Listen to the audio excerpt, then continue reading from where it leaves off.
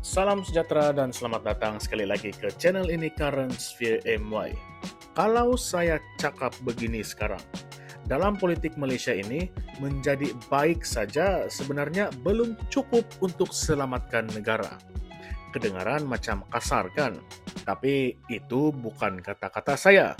Itu adalah kata-kata yang keluar daripada mulut Rafizi Ramli sendiri, bekas timbalan Presiden PKR yang pernah memegang portfolio besar dalam kerajaan.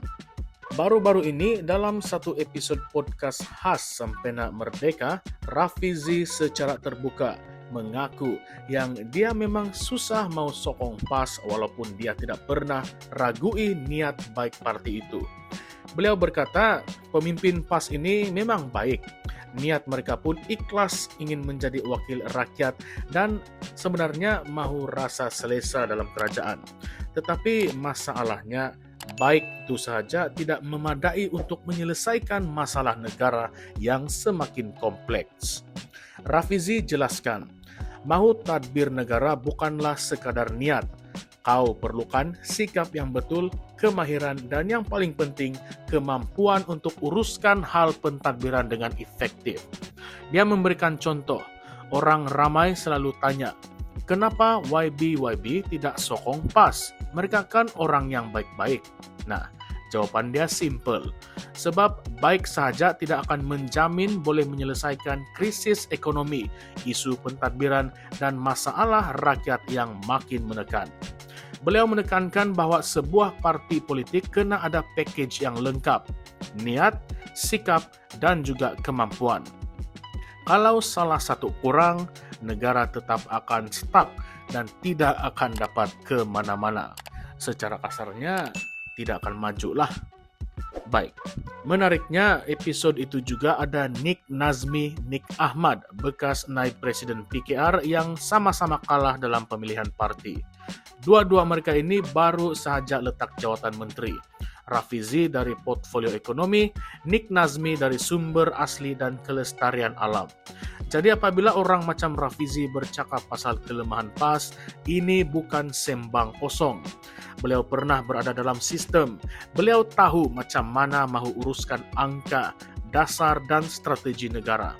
Sebab itu, bila dia berkata baik saja pun tidak cukup, beliau bercakap daripada pengalaman seorang teknokrat politikus yang pernah duduk dalam bilik mesyuarat paling tinggi negara.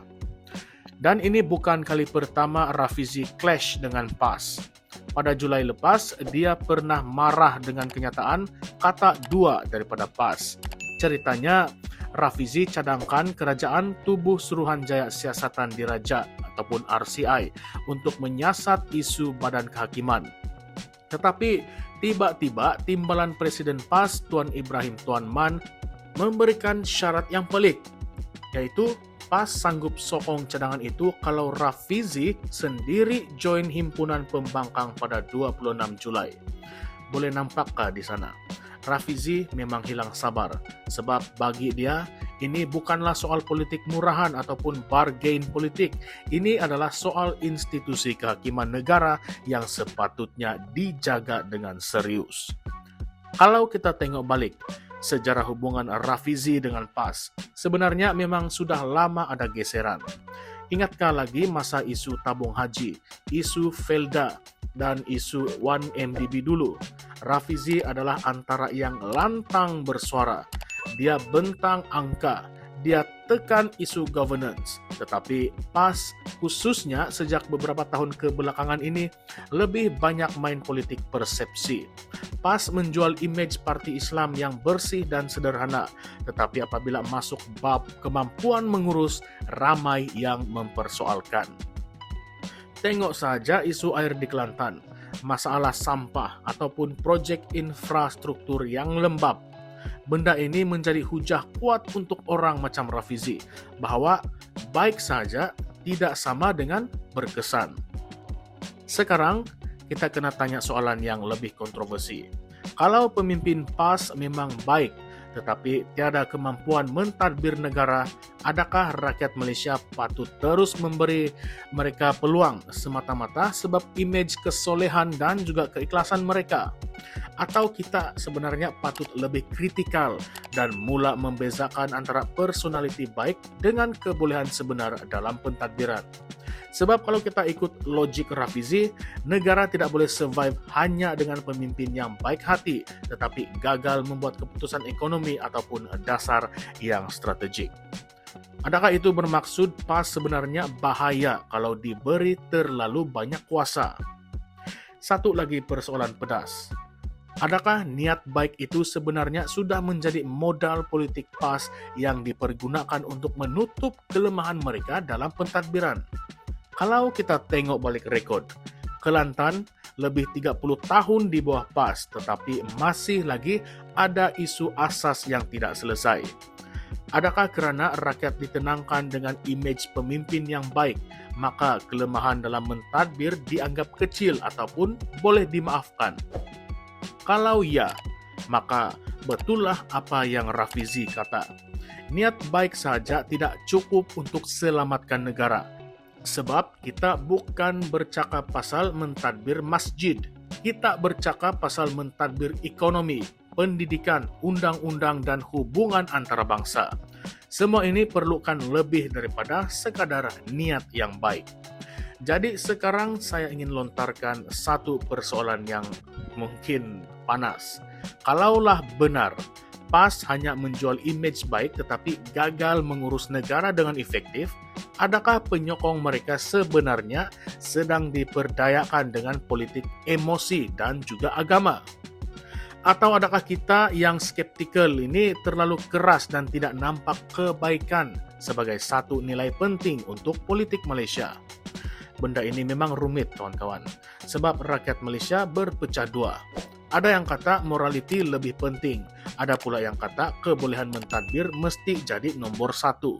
Tetapi persoalannya, bolehkah kita survive sebagai sebuah negara kalau hanya pilih pemimpin sebab dia baik, tanpa peduli sama ada dia mampu menyusun strategi ekonomi, berdepan dengan krisis global, atau melawan politik kuasa besar? Inilah dilema sebenar yang Rafizi cuba bongkar. Beliau tidak kata yang PAS itu jahat. Beliau sendiri mengaku tiada niat yang jahat. Tetapi dia mahu rakyat nampak bahwa politik ini bukanlah sekadar niat. Politik ialah keupayaan. Dan ini sebenarnya menjadi tamparan besar kepada PAS. Sebab imej baik itu memang modal politik utama mereka. Tanpa itu, PAS kena jawab.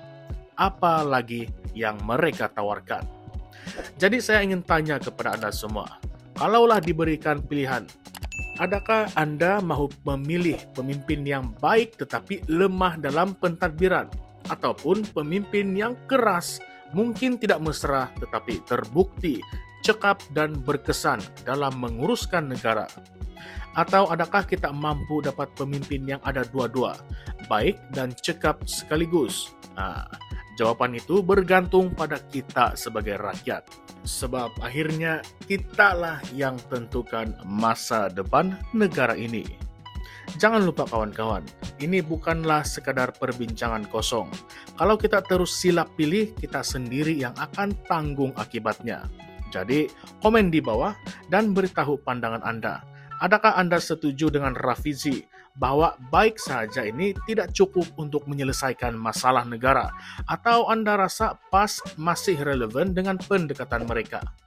Saya ingin dengar pendapat Anda sebab isu ini memang akan menjadi perbahasan hangat politik Malaysia untuk tempoh yang sangat lama. Dan macam biasa sebelum saya tutup, saya ingin cakap satu benda. Politik Malaysia penuh dengan drama, penuh dengan retorik, tetapi di sebalik semua itu, kita kena bijak menapis di mana realiti dan mana sekadar persepsi. Jangan mudah terpedaya dengan imej luaran, sebab masa depan negara lebih besar daripada sekadar baik hati seorang pemimpin. So, Kalau Anda mau terus ikut kupasan politik, ulasan politik yang penuh dengan kontroversi seperti ini, jangan lupa untuk tekan like, share video ini dengan kawan-kawan yang lain, dan subscribe kalau belum subscribe lagi ke channel ini, Current Sphere MY. Percayalah, lepas ini akan ada banyak lagi penderahan dan analisis panas yang kita akan kupas bersama-sama. Sekian sahaja untuk kali ini, dan ingat kawan-kawan, dalam politik Malaysia, jangan cepat percaya sebab yang kita nampak baik kadang-kadang itulah yang paling mengelirukan. Baiklah, salam sejahtera semua, salam perjuangan dan salam reformasi. Kita jumpa lagi di konten yang seterusnya. Sekian sahaja, terima kasih semua.